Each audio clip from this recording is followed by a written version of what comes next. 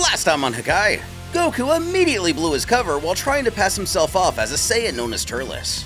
After the palace guard was alerted, King Vegeta's decided to send a particular squad to handle it. Goku reunites with his parents.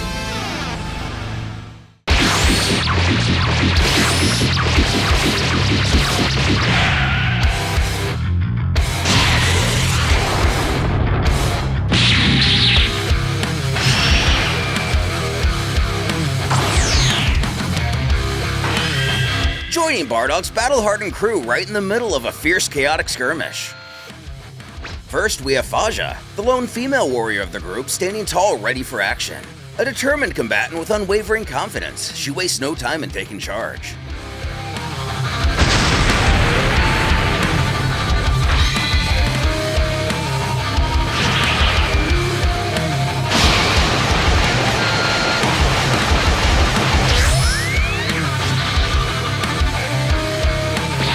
To me! Then there's Shugesh, a burly Saiyan warrior better known by many as Bombukin. His bulk and brute strength make him a force to be reckoned with on the battlefield.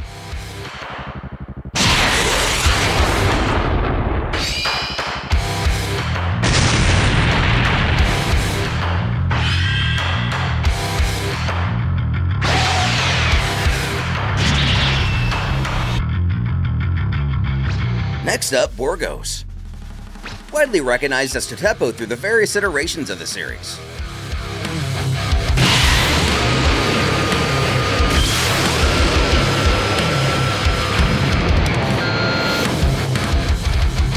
These guys are a bunch of weaklings!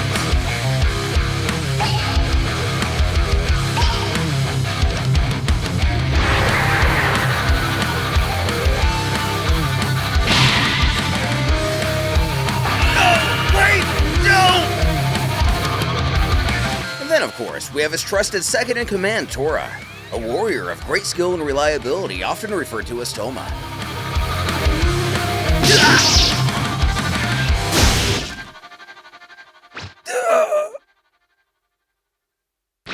Easily and efficiently taking out their adversaries without breaking a sweat, Toma quickly turns to the others, scanning the battlefield for any remaining threats. With a sharp, assessing gaze, he asks plainly, "Are we done here?" Without hesitation, all three of his comrades confirm they are, each nodding in unison. As he looks ahead, good. Now all that's left is their leader. But before any of them can make a move, a familiar commanding voice suddenly cuts through. Not anymore. The words echo across the battlefield, halting all movement. And they're hovering effortlessly above him, clad in armor that bears the marks of countless fights as a lone warrior. Bardock himself. The supposed enemy leader dangles limply in the air, his battered body lifted with absolute ease, held aloft by nothing more than Bardock's single outstretched hand, a brutal and effortless display of dominance. A smirk tugged at the corner of each warrior's lips. Victory achieved. Bardock's squad stood together, their faces reflecting the pride they've earned from yet another conquest. Gathering in a circle shortly later, smoke drifted lazily into the sky and the landscape bore the wounds of devastation, and the remnants of battle laid scattered across the ruined terrain. "You're incredible, Bardock!" Bombukin spoke up, his voice filled with nothing but admiration for their squad captain. "You managed to take down Verdun, the giant of the East, all by yourself." "They say he's descended from the mighty family of giants," Totepo remarked, turning his glance to Bardock, whose expression remained unchanged. "Descendants of the giants or not, in the end, he was just a low-class warrior like me." Faja scoffed slightly, shaking her head. He wasn't just any low-class warrior. His power level was far above the average for our class. Toma, folding his arms. "You shouldn't underestimate your achievements, Bardock. You should brag about them instead." Getting a call on his scouter, a voice crackles through. "Bardock, this is Gark, commander of the Planetary Surveillance Department." His brow furrows slightly, his focus shifting. "There's been an incident not far from your location," Gark continues, his tone urgent. "Involving a low-class criminal. I need you to handle it." He exhales, closing his eyes briefly and letting out a sigh. With little hesitation, he remarks, "Gar, send the details to Toma through his tracker."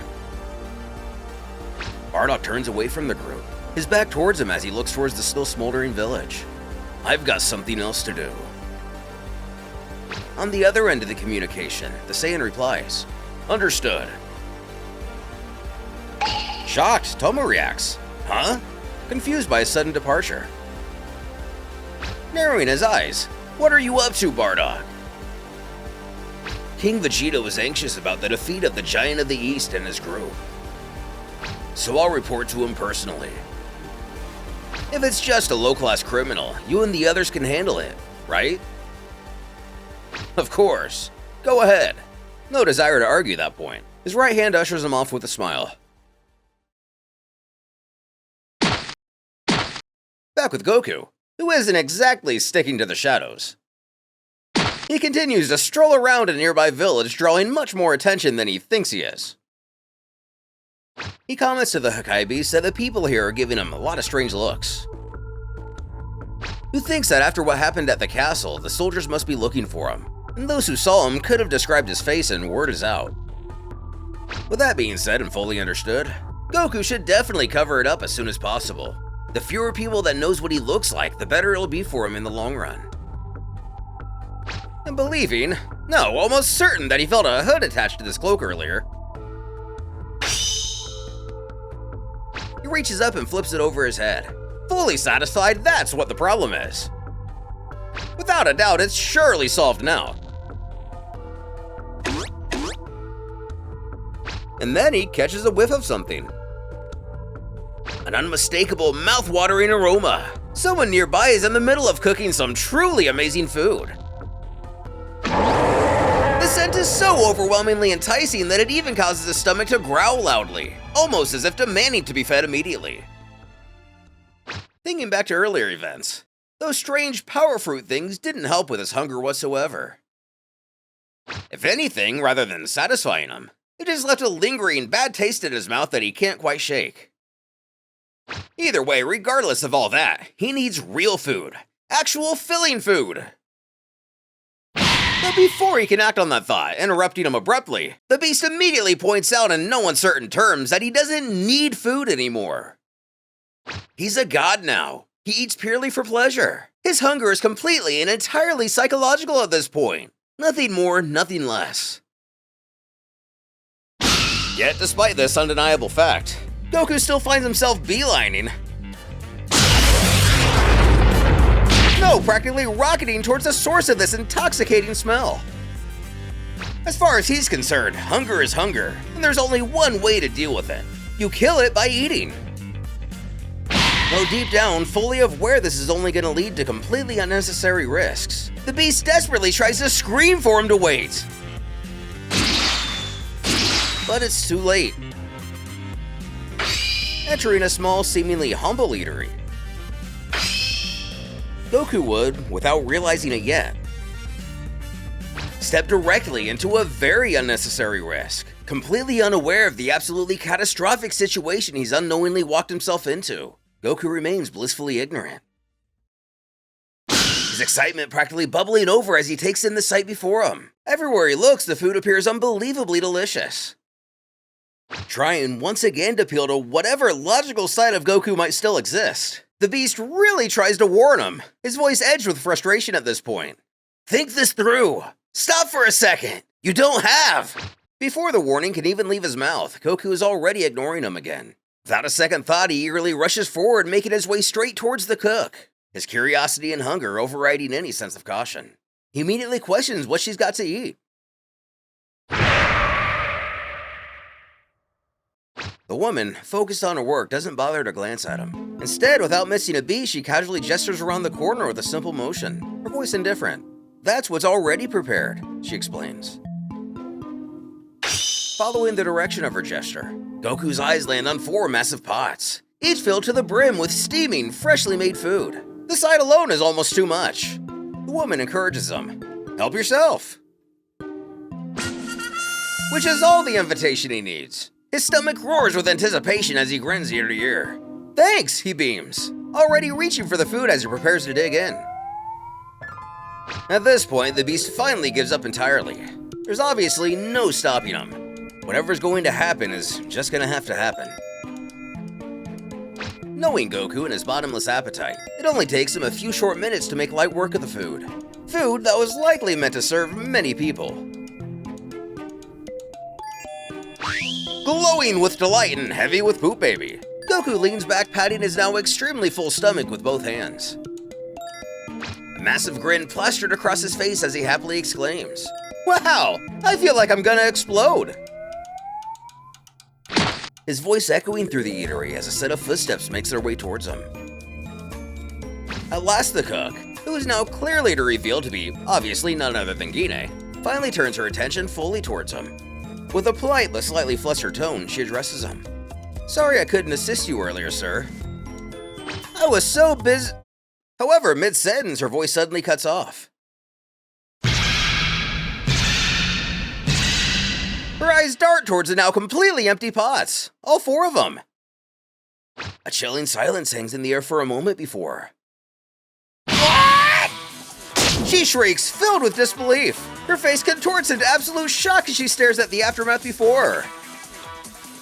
How? How did you manage to eat all that? That food was meant for multiple customers, not just one recklessly hungry maniac. Without even daring to turn around, Goku nervously mumbles under his breath. Well? He hesitates while trying to come up with some kind of explanation. Finally deciding on, "I haven't been eating too well lately," and before he could even get the words out, she interjects again with an exasperated sigh. She doesn't have time for this right now. "You can just hand over the money so I can buy more ingredients," almost rolling her eyes while saying this. "And money?" Goku's face goes blank. He barely has time to react before she's scowling at him again. "Of course! You didn't think it was free, did you?" At the same time, the Hakai beast, who had already seen this coming from a mile away, also scowls in frustration. Idiot! That's what I was trying to warn you about! We don't have money! Goku's entire body stiffens, his face quickly shifting from mild panic to full-blown terror. "But you said I could eat all I wanted," and again before he can even finish a sentence, she cuts him off. With a small unimpressed huff, she turns her head away. "It's fine. You can pay me later." However, her expression darkens slightly as she adds, "But you'd better not cheat me. My husband's a soldier who even leads his own team." Also, she wants to know his name and where he's from. Obviously, he can't just leave without some kind of identifying information. But that's not all. She eyes him up and down before her gaze locks onto his hood, clearly unimpressed. Also, it's rude to wear that creepy hood hiding your face. "Let me see who you are." "Yes, ma'am," he blurts out instinctively, his voice almost too obedient. Something about her. Before he can even think twice, his body moves on its own. Hey, go figure, a disgruntled mother, the original Ultra Instinct trigger. He thinks, this lady. I feel like I have to obey her, but I don't know why.